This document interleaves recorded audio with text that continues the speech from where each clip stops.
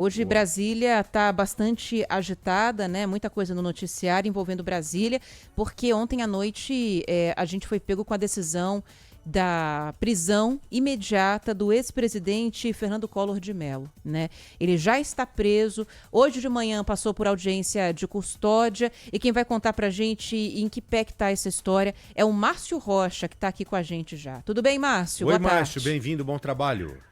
Oi, pessoal. Boa tarde para vocês, boa tarde a todo mundo que nos acompanha. Pois é, a gente teve essa audiência de custódia aqui com o ex-presidente Fernando Collor de Mello, né? Ele passou por essa medida hoje de manhã e ficou decidido, né? Os advogados dele pediram que ele ficasse em Alagoas, né?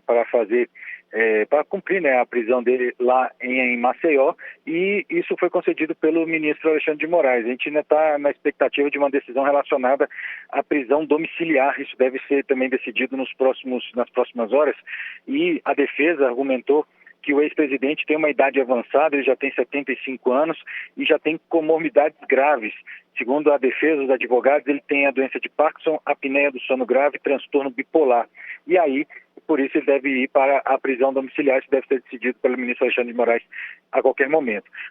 Lembrando que a prisão de Collor ocorreu por volta das 4 horas da manhã de hoje e, inclusive, ele, segundo a defesa, segundo os advogados, ele já estava preparado para pegar um voo para se entregar aqui para o ministro Alexandre de Moraes, em Brasília mesmo, mas ele foi preso antes de pegar esse voo aqui para a capital federal. Agora ele está custodiado na Superintendência da Polícia Federal da capital alagoana, Maceió, perdão, e não há perspectiva de transferência aqui para Brasília. O advogado de Fernando Collor, Marcelo Bessa, disse que o ex-presidente iria cumprir de maneira espontânea a decisão do ministro Alexandre de Moraes.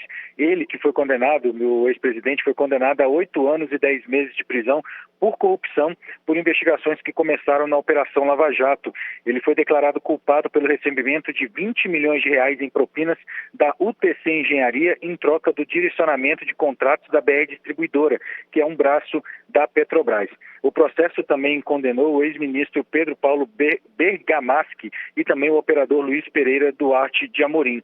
A sentença também determina que os três devem pagar solidariamente uma multa de 20 milhões de reais por danos morais coletivos. Essa decisão do ministro Alexandre de Moraes foi tomada no plenário virtual, foi levada ao plenário virtual do Supremo Tribunal Federal e estava sendo analisada de forma virtual, né, pelos ministros. Porém, o ministro Gilmar Mendes pediu destaque desse julgamento, ou seja, pediu que esse caso fosse levado para o plenário físico. Ainda vai ser marcada essa data em relação a esse julgamento do ex-presidente Fernando Collor. Essa data vai ser definida pelo ministro Luiz Roberto Barroso, que é o presidente atual do Supremo, mas, como a gente lembra, né, a gente tem feriado nos próximos dias, então a Corte só volta a ter sessões na semana do dia 7 de maio. Por isso que até lá, Collor não terá a situação analisada pelos ministros. Nessa sessão virtual, a gente já tem 4 votos a 0 a favor da manutenção da prisão, sendo que os ministros Luiz Roberto Barroso, Edson Fachin e Flávio Dino acompanharam o voto do ministro Alexandre de Moraes em votos antecipados no plenário virtual da Corte. E aí, como eu disse, o ministro Gilmar Mendes pediu para esse caso ser levado para o plenário físico. Segundo ele, é um caso de muita repercussão aqui em Brasília e também no Brasil, por isso ele deve ser analisado no plenário físico. Isso vai ser feito nos próximos dias, mas por enquanto o ex-presidente continua preso lá em Maceió. Pessoal, volto com vocês. Isso aí, Márcio. Obrigado, Boa. viu? Grande abraço para você. Valeu. Abraço, pessoal. Tchau, tchau.